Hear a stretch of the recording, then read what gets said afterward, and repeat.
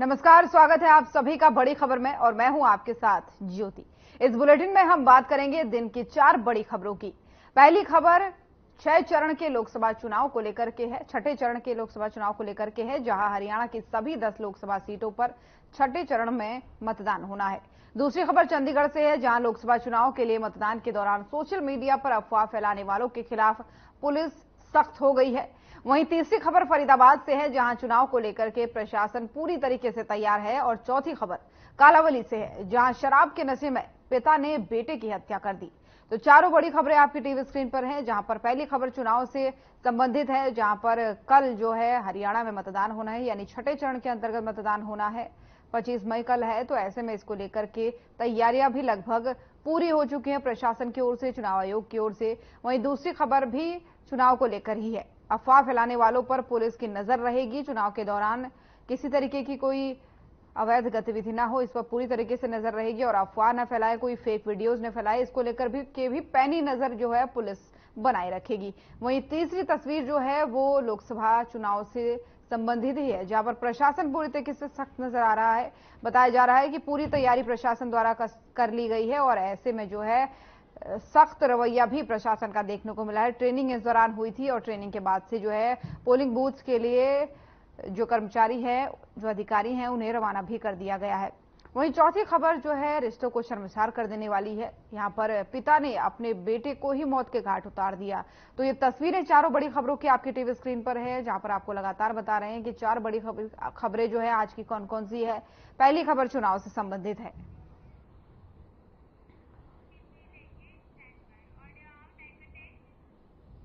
और शुरुआत करेंगे पहली खबर के साथ। हरियाणा की सभी 10 लोकसभा सीटों पर 25 मई को छठे चरण में एक साथ मतदान होगा।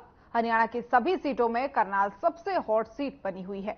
ऐसा इसलिए क्योंकि बीजेपी ने पूर्व सीएम मनोहर लाल को करनाल से चुनाव मैदान में उतारा है। आपको बता दें कि मतदान सुबह 7 बजे से शाम 6 बजे तक चलेगा।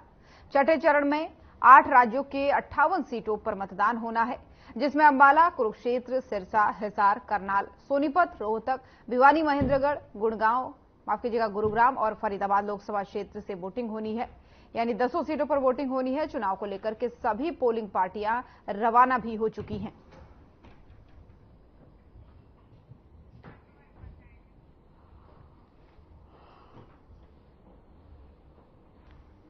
तो छठे चरण में हरियाणा में भी मतदान होना है, कल वोटिंग होगी। तो इसको लेकर के प्रशासन पूरी तरीके से तैयार है। ट्रेनिंग जो है सभी कर्मचारियों की हो चुकी है और पोलिंग बूथ के लिए इन पोलिंग एजेंटों को रवाना भी कर दिया गया है। जो पोलिंग कर्मचारी हैं उन्हें रवाना भी कर दिया गया है और तैयारियां जो है लगभग पूरी कर ली गई है। 10 सीटों के लिए कल मतदान होंगे और साथ ही एक सीट और है करनाल की, माफ कीजिएगा, हाँ, करनाल की विधानसभा में उपचुनाव भी होने हैं इस सीट पर। इससे पहले पूर्व मुख्यमंत्री मनोहर लाल ने यहां से इस्तीफा दिया था, जिसके बाद से अब इस सीट पर उपचुनाव भी होने हैं और मुख्यमंत्री नायब सिंह सैनी यहां से उम्मीदवार हैं उपचुनाव के लिए।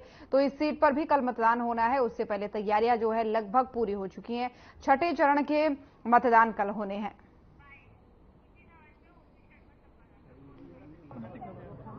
सबसे अच्छी बात रही है, ट्रेनिंग ले ली गई है आपको, ट्रेनिंग टीम को फिर जो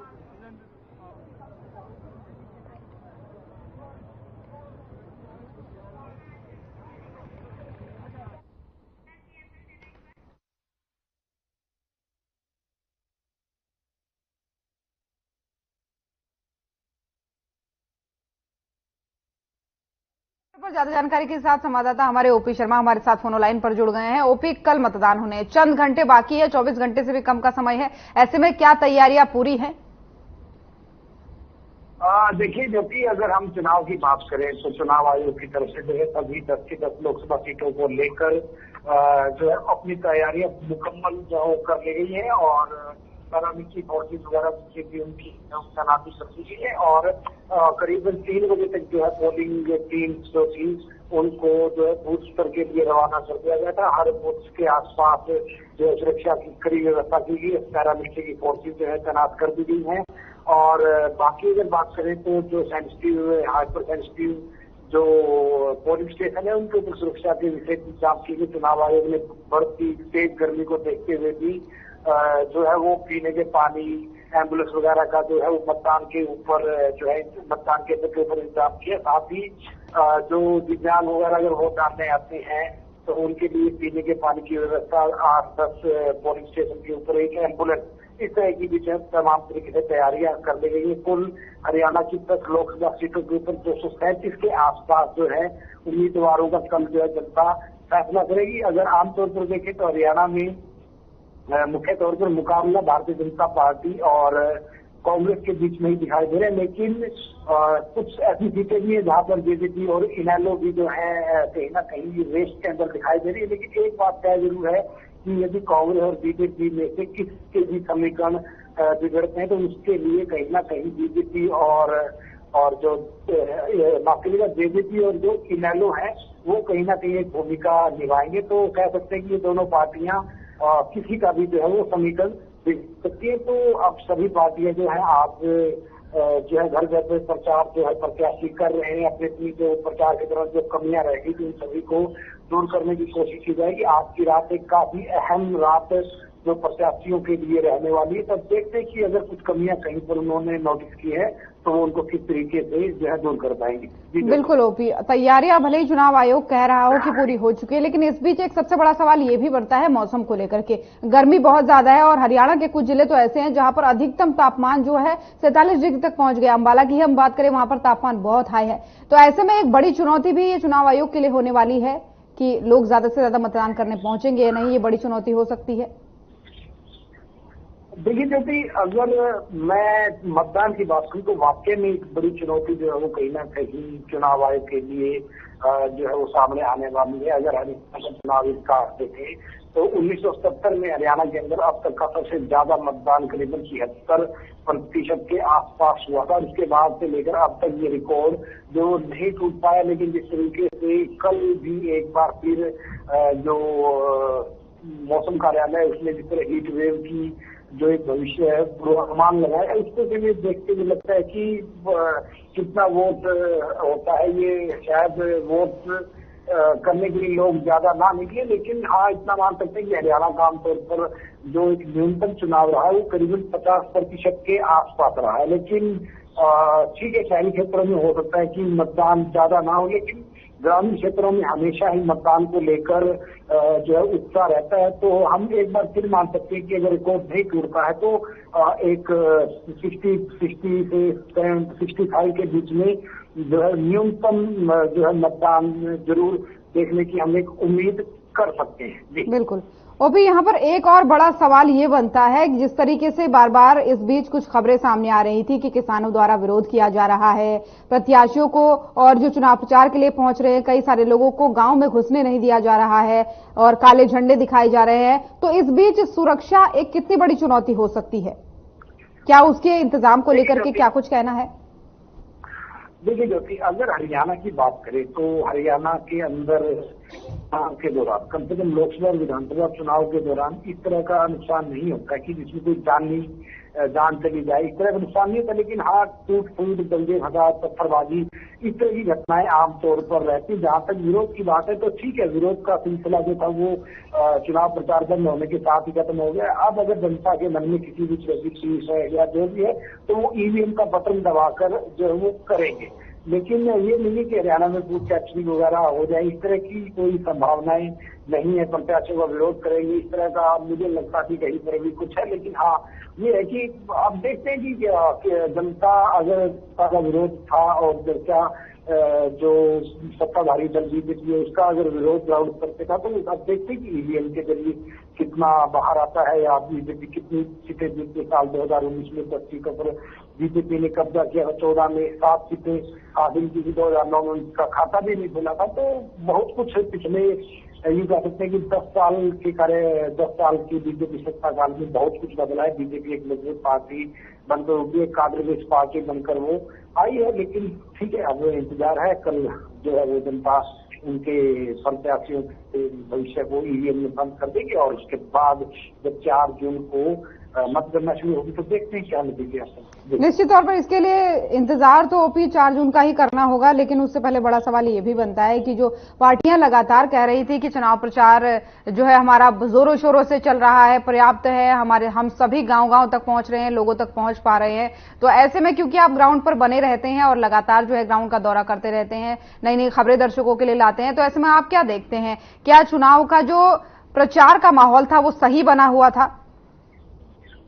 देखिए ज्योति, अगर मैं कहूँ हरियाणा में लोकसभा चुनाव को लेकर प्रचार जो ठीक ठाक चला है। ज्यादा विरोध की घटनाएं थी कि शुरुआत में कुछ घटनाएं जरूर जेजेपी और बीजेपी के प्रत्याशियों के साथ प्रचार करने के दौरान ग्रामीण क्षेत्रों में जो है वो सामने जरूर आई थी। जैसे जैसे प्रचार तेज होता हुआ कांग्रेस की सीटें डिक्लेयर हुई तो उसके बाद वो जो विरोध था ना वो ऑटोमेटिकली वो कम होता गया है। और अब अगर हम बात करें तो पिछले 5-6 दिन से ज्यादा कुछ देखने या सुनने में नहीं आ रहा। तो हम कह सकते हैं कि जो एक विरोध का जो दौर था वो चला गया है। लेकिन जहां तक ग्राउंड की बात करें तो ग्राउंड में दोनों पार्टियां अपने अपने मुद्दे लेकर चली है और दोनों पार्टियों के मुद्दे जो है कहीं ना कहीं है। क्योंकि जिस तरीके से भारतीय जनता पार्टी ने एक नारा दिया कि प्रॉपर्टी टैक्स जो सन 2014 में लागू करने की बात की थी, उसके बाद बीजेपी ने जो हमला किया कि ये दलितों और पिछड़ों का आरक्षण छीन के मुस्लिमों को देंगे, मंगलसूत्र छीन लेंगे, आपकी प्रॉपर्टी छीन लेंगे, इस तरह के नारे जब दिए गए तो कहीं ना कहीं कांग्रेस ने भी इसको कन्फ्रंटेट किया और वो लेके आए कि संविधान जो है वो बदलने की तैयारी में है और अडानी जो फायदा उठा रहे हैं, पैसा गरीबों के पास नहीं मिल रहा, 90% की भागीदारी नहीं है। तो इस तरह के मुद्दे जो उनकी तरफ से उठाए गए तो एक दूसरे के खिलाफ मुद्दे उठाने का काम चला। और धरातल पर मैं अपनी मानी तो अगर एक लेबर क्लास या दिहाड़ी वर्ग की बात करूं तो उन तक भी ये मुद्दे जो पहुंचे, लेकिन अब कितने पहुंचे हैं, किसने विश्वास किया, किसने नहीं विश्वास किया, ये तो अब सिर्फ गणना के बाद ही पहुंचा पाएगा। और चुनाव से पहले सभी राजनीतिक पार्टियां पूरे दमखम लगाकर जो है प्रचार करते हैं और जीतने का दावा करते हैं। इसका एक शायद कारण ये भी तो शुरुआत में हार मान लेंगे तो जो कार्यकर्ता वो हताश हो जाएंगे, प्रचार नहीं करेंगे। बिल्कुल तो ये ही आखिरी तक दावा कर बिल्कुल नजर बनाए रखिएगा, क्योंकि कल का दिन भी बहुत महत्वपूर्ण होने वाला है। जो पूरी ताकत झोंक दी थी पार्टियों ने, उसका परिणाम एक तरीके से कल भी देखने को मिल जाएगा कि क्या मत प्रतिशत बढ़ा है या नहीं। फिलहाल बहुत बहुत धन्यवाद आपका तमाम सारी जानकारियों के लिए। और हरियाणा में 25 मई को लोकसभा चुनाव के लिए मतदान के दौरान सोशल मीडिया पर अफवाह फैलाने वाले असामाजिक तत्व हरियाणा पुलिस की रडार पर रहेंगे। ऐसा करने वालों से सख्ती से निपटा जाएगा और उनके खिलाफ सख्त कानूनी कार्रवाई भी की जाएगी। इसकी जानकारी हरियाणा के पुलिस महानिदेशक शत्रुजीत कपूर ने प्रदेश के वरिष्ठ पुलिस अधिकारियों के साथ आयोजित बैठक के दौरान दी। उन्होंने कहा कि 25 मई को प्रदेश में लोकसभा चुनाव के लिए मतदान है। ऐसे में कानून व्यवस्था बाधित करने की अनुमति किसी को भी नहीं दी जाएगी।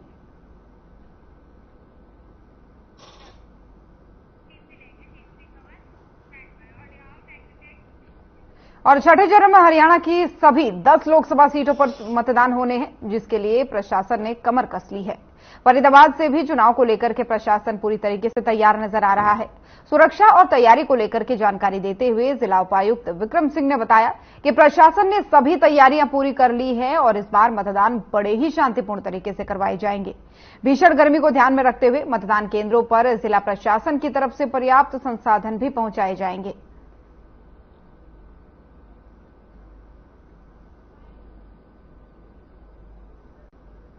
आज हम डिस्पैच कर रहे हैं अपनी टीम्स को। हमारी टीम्स पूरी हो गई हैं, साथ ही जो पोलिंग पार्टी है उनके साथ में पुलिसकर्मी भी साथ में अटैच होकर बसेस के थ्रू आज अभी पहुंचने लग रहे हैं अपने पोलिंग बूथ्स पे। तो जो ट्रेनिंग थी वो भी हमारी अच्छी तरीके से पूरी हो गई है। जो किसी के अगर लास्ट मिनट डाउट्स हैं वो हम क्लियर करवा के पोलिंग पार्टी को सारा सामान देकर डिस्पैच करवा रहे हैं। सर, आपकी बार वेबकास्टिंग का जो है पहली बार ऐसा हुआ है? नहीं, पहले भी होता रहा है। अब की बार 100% बूथों पे हमने वेबकास्टिंग करी है। तो 1572 हमारे बूथ हैं, तो सभी पे हम वेबकास्टिंग करवा रहे हैं। तो उसकी मॉनिटरिंग कंसर्न एआरओ के पास में, मेरे पास में और सीईओ सर के पास में भी रहेगी। लोकतंत्र का महापर्व जो है वो पूरे देश में यानी कि बनाया जाएगा। और जिस तरीके से देखा जाए तो हरियाणा में जो है कल जो है वो कहीं ना कहीं वोटिंग होनी है। और जिस तरीके से देखा जाए तो तमाम बूथों पर जो है वो जो प्रशासन अधिकारी हैं वो सभी पहुंचे हुए हैं। जिस तरीके से देखा जाए तो ईवीएम मशीन भी पहुंच चुकी है। और इस समय हम मौजूद हैं बल्लभगढ़ के जो है वृंदावन के विधानसभा 88 में, और बूथ नंबर की बात की जाए तो बूथ नंबर आप इन तस्वीरों में देख सकते हैं 138, 139, 140 और 141 और 142 जो है वो बूथ नंबर यहाँ पर जो है वो यहाँ पर किए गए हैं। और जिस तरीके से देखा जाए तो तमाम जो है व्यवस्थाएं जो है वो पूरी तरीके से यहाँ पर की जा रही है। लेकिन बात की जाए तो तमाम जिस तरीके से ऊपर से गर्मी है तो कहीं ना कहीं जिस तरीके से लोग मतदान करने के लिए आएंगे, लोगों को परेशानी ना हो, चाहे वो पानी को लेकर के हो, चाहे वो टेंट लगाने को लेकर के हो, तो तमाम सुविधाएं जो है वो प्रशासन की तरफ से यहाँ पर की जा रही है। और लेकिन सबसे बड़ी बात की जाए तो पुलिस प्रशासन को लेकर के पुलिस प्रशासन जो है पूरी तरीके से मुस्तैद यहाँ पर नजर आ रही है। और वही बात की जाए तो पूरे फरीदाबाद में जो है एक्साइज विभाग से लेकर के क्राइम ब्रांच और कहीं ना कहीं निर्वाचन जो अधिकारी हैं फरीदाबाद के एवं डीसी विक्रम सिंह यादव वो भी जो है पूरी तरीके से मुस्तैद यानी कि फील्ड में जो है वो भी नजर आ रहे हो, कहीं ना कहीं बूथों का जो है वो जायजा करते हुए नजर आ रहे कि कहीं किसी तरीके से कोई कमी ना रह जाए। फरीदाबाद से हर खबर के लिए मोनू पांचाल। और मोनू पांचाल ज्यादा जानकारी के साथ हमारे साथ बने हुए हैं। मोनू, पूरी तरीके से तैयारियों का दावा किया जा रहा है, कुछ ही घंटे बाकी हैं, तो ऐसे में वहां क्या कुछ तैयारियां हैं, क्या कुछ आपके पास रिपोर्ट पहुंच पा रही है? देखिए, जो तरीके से बात की जाए तो जो है लोग जो वहां पर तरीके से यहाँ पर बनाया जा रहा है, पूरे देश में बनाया जा रहा है। वहीं छठे चरण की बात की जाए तो छठे चरण में जो है वो लोकतंत्र महापर्व जो है वो हरियाणा में बनाया जाएगा, क्योंकि कल जो है वो वोटिंग होगी और लोग मतदान करने के लिए जो है वो अपने अपने बूथों पर पहुंचेंगे। और व्यवस्थाओं की बात की जाए तो देखिए आपको बता दें तमाम व्यवस्थाएं जो है यहाँ पर व्यवस्थाओं में कुछ खास जो है वो ध्यान रखे गए हैं। जिस तरीके से देखी जाए तो सबसे पहले व्यवस्था जो है कहीं ना कहीं बूथों को लेकर के यहाँ पर वो देखे गए हैं कि बूथों पर किस तरीके की व्यवस्थाएं होनी चाहिए, क्योंकि गर्मी का समय है और पारा जो है वो लगभग 41-42 के करीब जो वो पारा पहुंच रहा है, तो कहीं ना कहीं लोगों को परेशानी ना हो इसको लेकर के पूरी तरीके से यहाँ पर जो बूथ है उनको दुरुस्त किया गया है। चाहे वो उसमें बात की जाए जो मतदान करने के लिए लोग आएंगे, पानी पीने की बात हो, गर्मी को लेकर के जिस तरीके से देखा जाए तो छांव का यानी कि टेंट लगाने की बात हो, तमाम चीजों को लेकर के। इसके साथ साथ मैं बता दूं कि कहीं ना कहीं ऐप भी जो है वो लॉन्च किया गया है, जिससे कि जो मतदाता है वो ये पता लगा सकते हैं कि उनके बूथ पर कितनी भीड़ है या कितनी भीड़ नहीं है, तो वोटिंग करने के लिए जा सकते हैं या नहीं जा सकते। तो इसको लेकर के भी अभी जो वो ऐप भी जो है वो लॉन्च कर दिया गया है। तो तमाम चीजों को लेकर के जिस तरीके से देखा जाए तो फरीदाबाद के निर्वाचन जो आयोग के जो विक्रम सिंह यादव है वो जीरो ग्राउंड पर पहुंच करके तमाम बूथों का जो है यहाँ पर जायजा ले रहे हैं। और सबसे बड़ी बात मैं बता दूं ज्योति की पूरे फरीदाबाद में जो है 1572 के करीब जो है वो बूथ यहाँ पर बनाए गए हैं और करीब सभी बूथों पर पूरी तरीके से सुरक्षाओं को लेकर के मद्देनजर यहाँ पर पूरी जो अलग से जो पोस्ट जो है वो लगाई गई है। वहीं लोकल पुलिस की बात की जाए, चाहे वो क्राइम ब्रांच की बात की जाए, तमाम जो महकमे हैं वो पूरी तरीके से तैनात रही है। और इसके साथ साथ जो है जो फरीदाबाद के विक्रम सिंह यादव है और विक्रम सिंह यादव है उन्होंने साफ तौर पर कहा कि किसी तरीके की कोई अगर उत्पन्न या कोई वादा कोई डालता है जो लोकसभा चुनाव को लेकर के तो उसके खिलाफ भी सबसे सख्त कार्रवाई की जाएगी। यहाँ तक कि चुनाव आयोग अलग कार्रवाई करेगा और उसके साथ साथ जो लोकल पुलिस है वो भी कार्रवाई करेगी। तो तमाम चीजों को अगर देखा जाए तो कहीं ना कहीं लोगों को शरारती तत्व को लोगों को लेकर के भी यहाँ पर सख्त महंगे में यहाँ पर जो है चुनाव आयोग ने कहा कि उनको बख्शा नहीं जाएगा और साथ ही साथ यहाँ पुलिस प्रशासन की तरफ से भी शांतिपूर्ण तरीके से चुनाव कराने की बात की गई है। बिल्कुल निश्चित तौर पर। और एक बात जो लगातार कही जा रही है मोनू की मोबाइल फोन्स पर भी नजर रखी जाएगी। कहा गया है कि पहले तो अपील की गई कि आप मोबाइल फोन लेकर ही ना जाएं अपने मतदान केंद्रों पर, यदि कोई किसी वजह से जाता भी है तो उसकी जो है व्यवस्था वहां पर की जाएगी, लेकिन अफवाह फैलाने वालों पर खासकर नजर रखी जाएगी। क्योंकि बीते चरण में हमने देखा था एक युवक का वीडियो खूब वायरल हो रहा था जहां पर वो 8-8 बार मतदान करते हुए पाया गया था और इस तरीके का वीडियो काफी वायरल हुआ था सोशल मीडिया में, जिसके बाद से उसकी काफी तहकीकात भी हुई थी। लेकिन इसको ध्यान में रखते हुए क्या कुछ और प्रशासन द्वारा कहा जा रहा है, वहां पर चुनाव आयोग द्वारा कहा जा रहा है?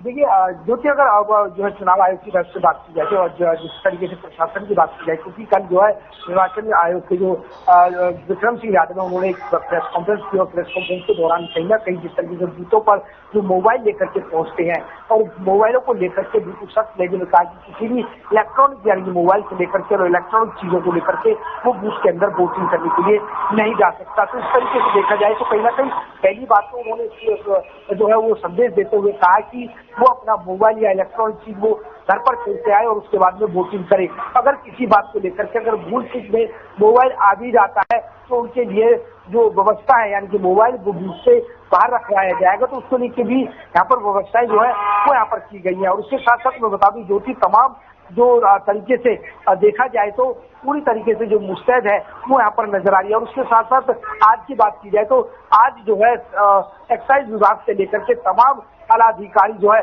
वो कहीं ना कहीं रोड पर घूमते हुए नजर आ रहे हैं कि किसी तरीके का कोई उत्पन्न या कोई ऐसी बाधा जो उत्पन्न ना हो कि ताकि कोई समस्या हो। तो इसको लेकर के देखा जाए तो पूरी तरीके से जीरो ग्राउंड पर फरीदाबाद के निर्वाचन आयोग के जो विक्रम सिंह यादव है उनके साथ साथ फरीदाबाद के पुलिस कमिश्नर राकेश आर्या वो भी जो है जीरो ग्राउंड पर घूमते हुए नजर आ रहे हैं और तमाम बूथों का जो है यहाँ पर निरीक्षण करते हुए नजर आ रहे हैं।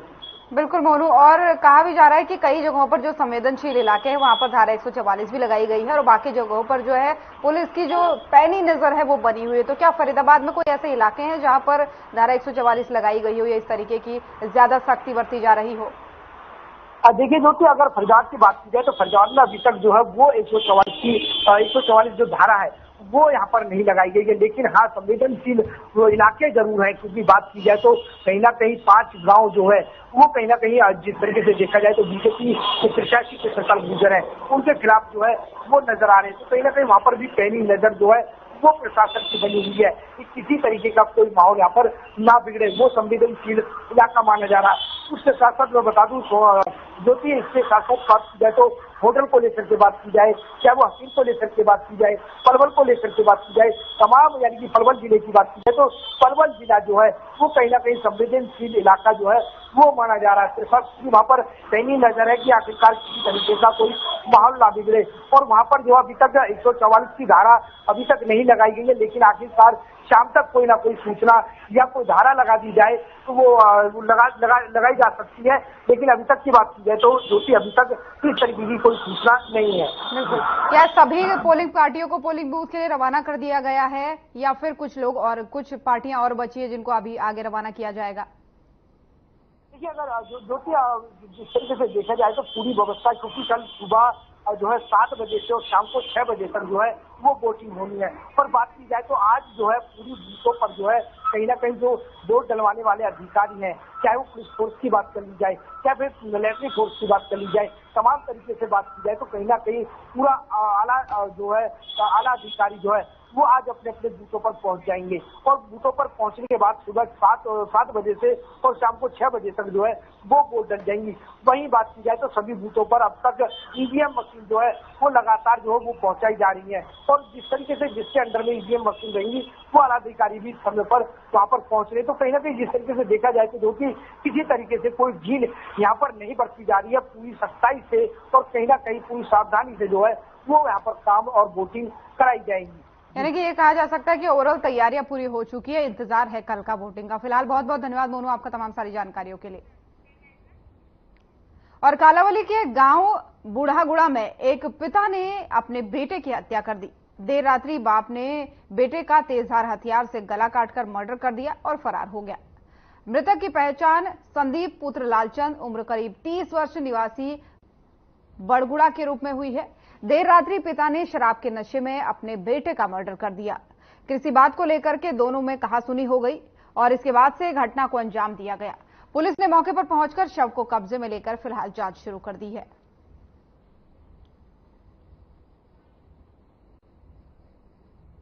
ਕੱਢ ਕੇ ਆਈ ਸੀ ਮੁੰਡਾ ਗੇਟ 'ਚ ਖੜਾ ਸੀ, ਕਹਿੰਦਾ ਸੰਦੀਪ ਮਰ ਗਿਆ, ਬਸ ਇੰਨੀ ਗੱਲ ਹੀ ਕਹੀ ਸੀ। ਕੋਈ ਪਹਿਲਾਂ ਵੀ ਕਲੇਸ਼ ਕਲੂਸ ਰਹਿੰਦਾ ਸੀ? ਨਹੀਂ, ਕਲੇਸ਼ ਤਾਂ ਮਾੜੀ ਮੋਟੀ ਪੀ ਕੇ ਬੋਲ ਲੈਂਦੇ ਸੀ, ਚੁੱਪ ਕਰ ਜਾਂਦੇ ਸੀ, ਏਦਾਂ ਦਾ ਕੰਮ ਨਹੀਂ ਸੀ। ਅੱਛਾ ਅੱਛਾ, ਕੀ ਕਿਹਾ ਮੁੰਡੇ ਨੇ ਸਵੇਰੇ? ਸਵੇਰੇ ਆਹੀ ਗੱਲ ਕਹੀ ਸੀ ਕਿ ਸੰਦੀਪ ਮਰ ਗਿਆ, ਬਸ ਇੰਨੀ ਗੱਲ ਹੀ ਕਹੀ ਸੀ।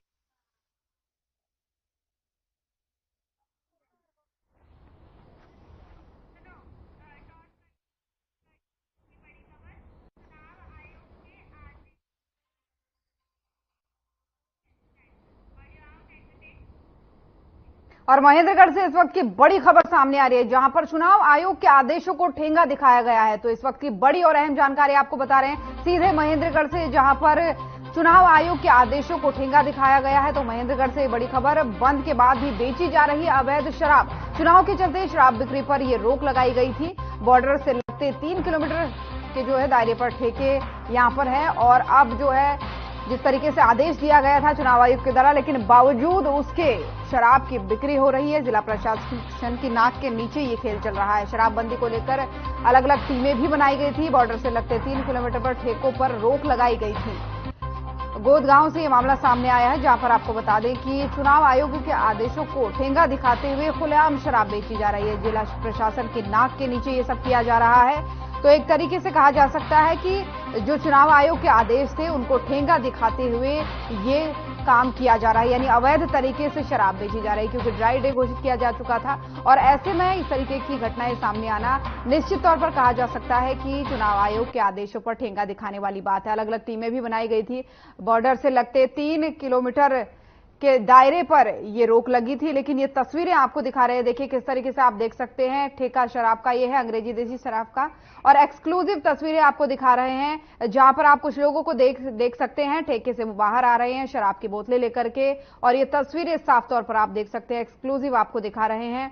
बॉर्डर के 3 किलोमीटर के दायरे तक ये पूरी तरीके से रोक लगी थी, लेकिन बावजूद उसके इस तरीके की तस्वीरें सामने आना साफ तौर पर कहा जा सकता है कि चुनाव आयोग के आदेशों को ठेंगा दिखाने जैसा है। आप देख सकते हैं किस तरीके से बोतलों की अदला बदली यहां पर की जा रही है। शराब के ठेके के सामने कुछ लोग खड़े हैं और बोतलों की अदला बदली करते हुए यहां से निकलते हुए सामने आ रहे हैं। तो एक्सक्लूसिव तस्वीरें महेंद्रगढ़ से आपको दिखा रहे हैं। बंद होने के बावजूद भी अवैध तरीके से शराब बेची जा रही है।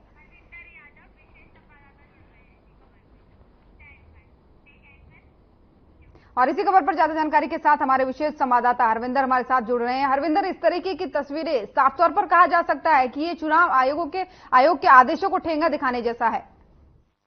जी बिल्कुल, साफ तौर पर तस्वीरें चुनाव आयोग के द्वारा एक नियम बनाया गया था कि जब तक चुनाव होगा तब तक जो शराब की दुकानें हैं उन पर पाबंदी लगाई जाएगी। कल चुनाव है, लेकर प्रदेश भर में इस चीज सख्त कार्रवाई करने के लिए जो टीमें हैं वो गठित की गई है। बावजूद इसके भी जो शराब की बिक्री है वो यहाँ पे सरेआम की जा रही है। तो कहीं ना कहीं चुनाव आयोग के जो आदेश है उनको ठेंगा यहाँ पर जो शराब माफिया है वो यहाँ पर दिखा रहे हैं।